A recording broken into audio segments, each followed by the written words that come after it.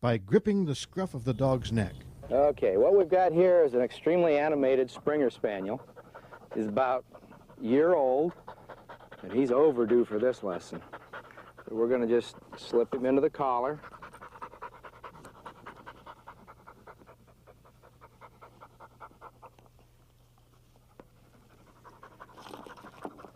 Fit our Velcro hobbles on his legs.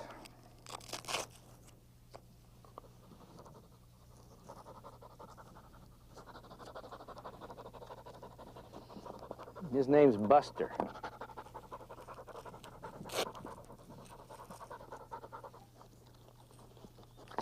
What? What? Oh. Buster. Buster's a really talented little dog. You just need to channel that talent in the right direction.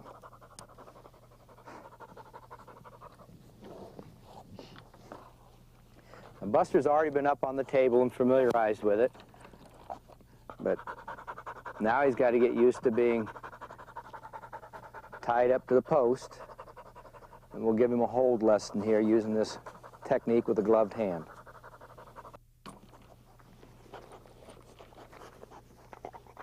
Two fingers right behind the canines. The hand doesn't come out until he stops struggling, and then instantly take your hand out. That's what makes the dog learn, timing. Getting your hand out of his mouth leads to pleasure from his perspective. Out. Oh, what a good boy. Yeah, yeah.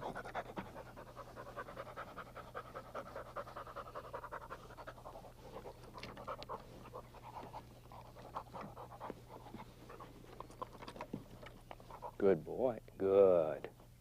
That's good.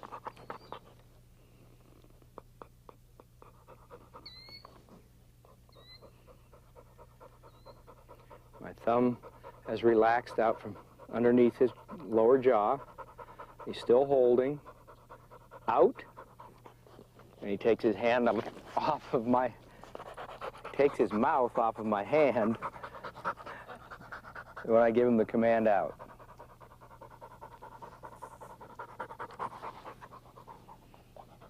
Good. Good. Good. Hold.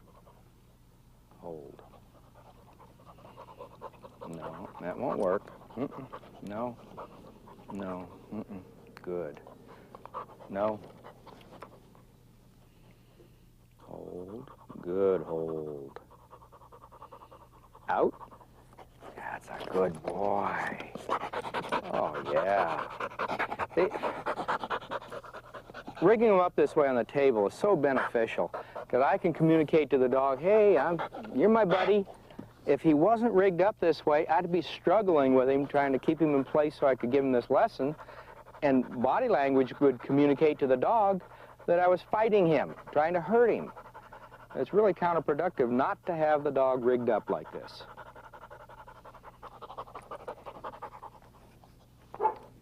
Good. Good hold. Out. All right. That's good. Now, if he'll hold on to my fingers a couple more times when I relax my thumb away from his jaw, then we'll progress to the next step, which would be this hand that you've noticed up on top of his head, just kind of petting him as I've been going along.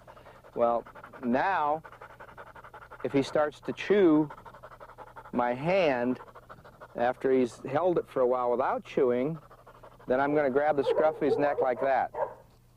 It's just like picking a puppy up. Their natural tendency is to kind of calm down.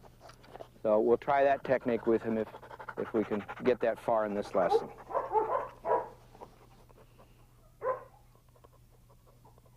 Good hold. Hold. Good. Good hold. Hold. Hold. Good. Hold. Good. Out. That's a good boy. That... Oh, I know. Sitting still is just not part of you, is it?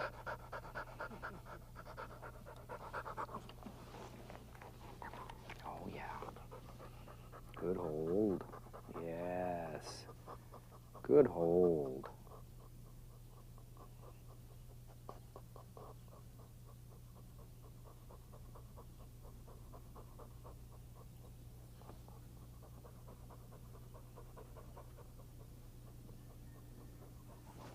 Hold.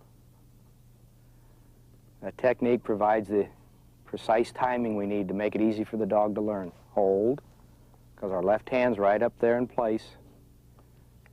Hold.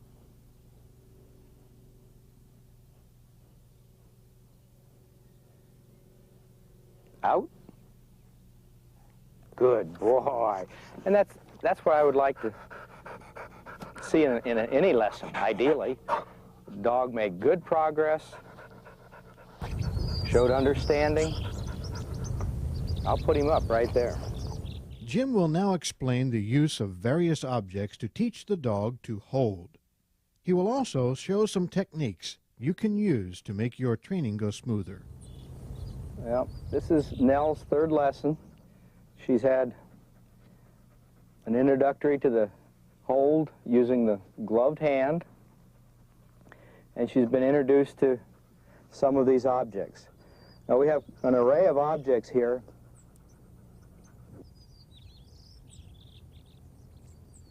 The easiest object for a dog to hold is a dumbbell. Fits right behind their canines, and even if they don't try to hold it, it kind of locks in their mouth, the sides and the front. So that's the easiest object to start off with. Then it depends on the temperament of the dog. If you've got a real sensitive dog, they're going to be more prone to picking things up by the ends. So we have a bumper with the end cut off, and we made the ends undesirable to hold by wrapping wire around them. So that's a nice soft bumper, not too soft where they'll get in the habit of chewing on it. And then we just have a simple dowel wrapped with tape. Those are very easy for a dog to hold and be successful with. And if you have an excitable dog, it's a real bold, outgoing dog, they're more prone to chewing rather than holding things by the ends. So with the excitable dog, we have a big hard bumper, piece of pipe, objects like that are undesirable to chew on. And after we've introduced the dogs to those objects, we'll go ahead and we've got a few objects that are designed just to be difficult to hold or undesirable to hold, just for more thoroughness of preparation. A dumbbell, the plastic shaft, just weighted on one side. If the dog doesn't try to hold it, it'll slide right out of his mouth. The unusualness of a bristle brush gets them ready for feathers then. A lot more prepared for dove hunting when the season rolls around.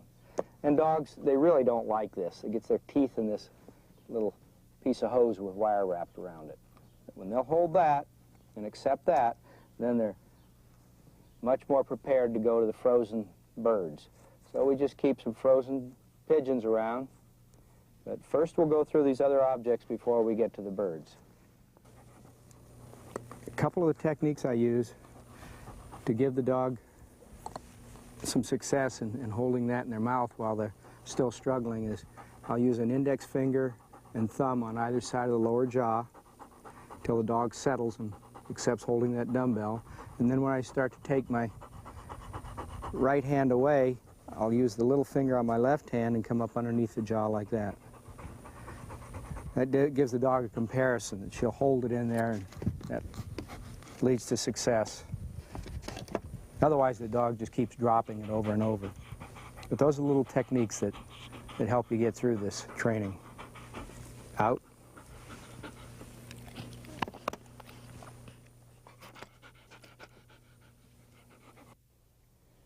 Hold. Good. Now, as soon as you are far enough along with the dog that the dog's not struggling, we can take the hobbles off. Their only purpose was to prevent the dog from clawing.